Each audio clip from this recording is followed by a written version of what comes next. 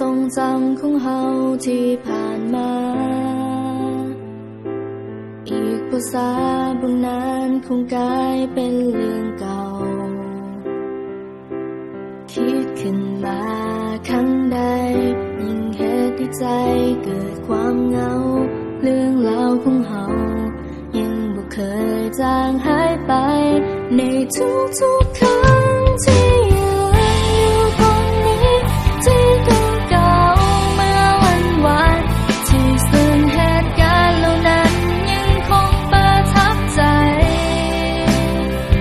บ่ว่าจะผ่านนานไปให้ดนจักเท่าใด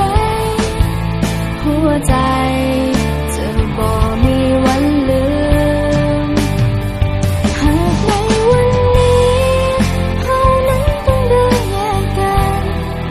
ก็ขอให้ใส่ทุกความรู้สึกจดและจำวันของเฮาและหากวันใดที่เฮานั้นได้พบกันอีกครั้งก็อยากให้แน่ใจว่าทุกความทรงจำเหล่านั้นอยู่ในใจ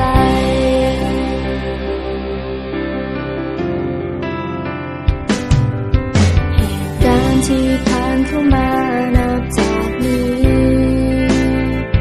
บ่ว่าจะดีจะหายมันคงเป็นเรื่องใหม่แต่ว่าสิ่งนั้นเพียงเฮาจึงคงเก็บมันไว้อยู่ในหัวใจเพราะว่าจะจนเท่าใดก็ตามในทุกๆครั้งที่ยืนอยู่ตรงนี้ที่เก่าๆเมื่อวันวานที่ซึ่งเหตุการณ์เหล่านั้นยังคงประทับใจบ่ว่าจะผ่านนานไปให้ดนจักเท่าใดหัวใจจะบ่มีวันลืม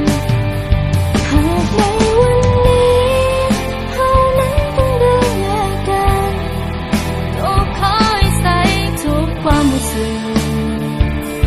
จดและจำวันของเฮาและหากวันใดที่เฮานั้นได้พบกันอีกครั้งก็อยากให้แน่ใจว่าทุกความทรงจำเหล่านั้นอยู่ในใจว้าวเมื่อใดที่พบกันจะบอกเล่าเหตุการณ์เหล่านั้นที่อยู่